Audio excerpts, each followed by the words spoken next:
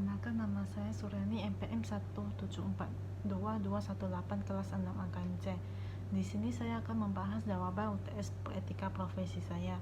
Di soal UTS ini terdapat dua kasus dan saya akan membahas jawaban kasus pertama terlebih dahulu.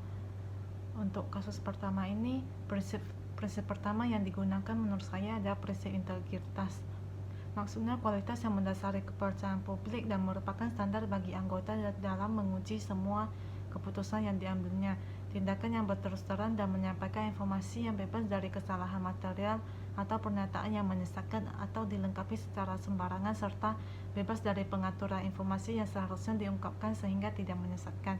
Merujuk pada kasus pertama ini, sebuah akuisisi untuk mendapatkan aset pesaing yang keluar dari bisnis tersebut malah menjadi kekacauan keuangan, dikarenakan catatan persediaan salah dan tidak tepat dan tidak dapat mengetahui piutang dagang yang sebagian udah lewat dari 45 hari.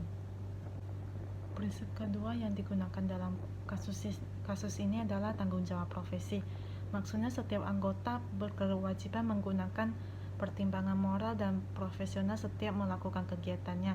Merujuk pada kasus pertama ini, Rick sebagai kontroler perusahaan, dia tetap mempertahankan pekerjaannya meskipun itu bukan perusahaannya, dan meskipun perusahaan menghadapi kondisi buruk, Rick tetap mempertahankan pekerjaannya. Kemudian prinsip ketiga yang digunakan adalah kepentingan publik.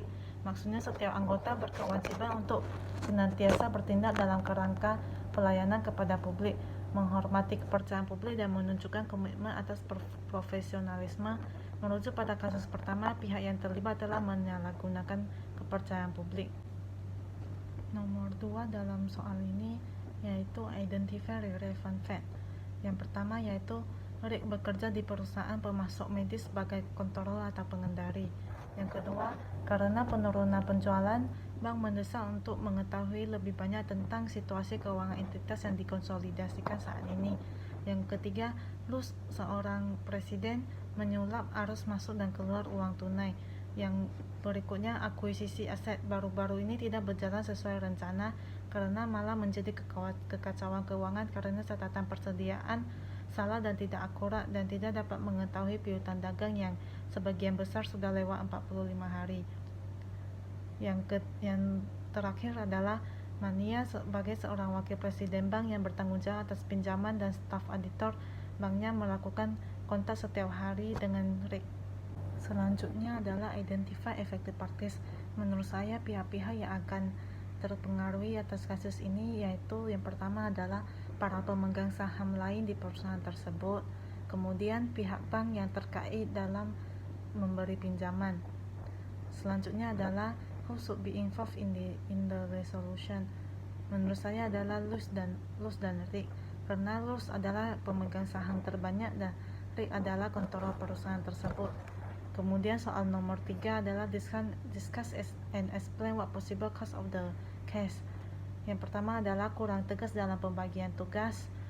Yang kedua, kurang kontrol dalam perusahaan. Yang ketiga, melakukan pengecekan laporan setiap saat. Yang keempat adalah laporan keuangan dibagi menjadi 2 orang supaya tidak ada yang berani memanipulasi data. Selanjutnya adalah soal nomor 4, berikan opini saya dalam kasus ini. Jadi menurut saya opini dalam kasus ini yaitu yang pertama, Rick seharusnya memberitahukan fakta masalah sebenarnya kepada Monica, apa yang sebenarnya terjadi pada keuangan perusahaannya. Yang kedua, Rick seharusnya memberitahukan kepada Luz untuk tidak mengakuisisi aset karena akan terjadi kekacauan keuangan. Yang ketiga, terakhir, yaitu Rick seharusnya memberitahukan kepada auditor kejadian yang terjadi dalam perusahaan tersebut. Selanjutnya saya akan membahas tentang jawaban kasus kedua. Menurut saya, kasus kedua ini menggunakan 2 prinsip, yaitu yang pertama perilaku profesional. Art sebagai presiden perusahaan seharusnya tidak memaksa untuk menjual barang-barangnya dengan komisi 2% lagi.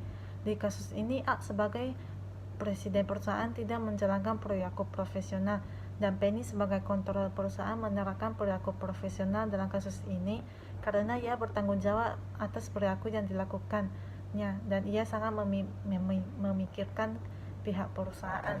Yang kedua yaitu menggunakan prinsip objektivitas. karena perusahaan ini tidak jujur dalam menjual barang-barangnya, karena barang yang dijual sebagian besar sudah rusak atau cacat. Dan selanjutnya saya akan menjawab soal nomor 2, yaitu fakta-fakta yang ada dalam kasus ini. Yang pertama yaitu sebagai presiden perusahaan mendorong karyawannya setiap penjualan untuk menjual barangnya dengan komisi 2% lagi. Yang kedua adalah Penny adalah pengendali atau kontrol pertama di perusahaan tersebut. Yang ketiga yaitu perusahaan ini telah memperoleh kembali traktor dan bagian-bagian serta peralatan lain dari petani yang mengajukan kebangkrutan atau secara serius dalam pembayarannya bulanan mereka selama 2 tahun penurunan ekonomi baru-baru ini. Dan selanjutnya adalah pihak yang terkait, yaitu yang pertama menurut saya adalah yang akan terkait dalam kasus ini yaitu para pelanggan yang membeli barang-barang tersebut.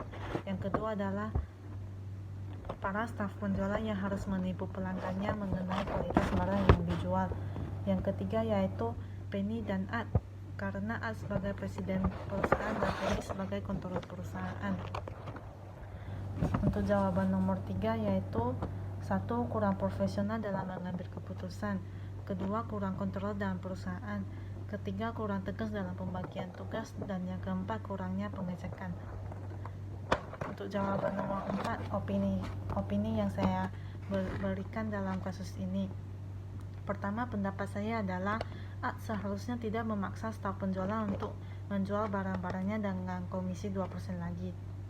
Yang kedua, pendapat saya adalah seharusnya tidak keras kepala terhadap keputusan dia sendiri. Yang ketiga adalah Penny sebagai kontrol perusahaan seharusnya dapat membujuk atas kesalahan atau keputusan yang salah. Sekian dari video saya. Terima kasih.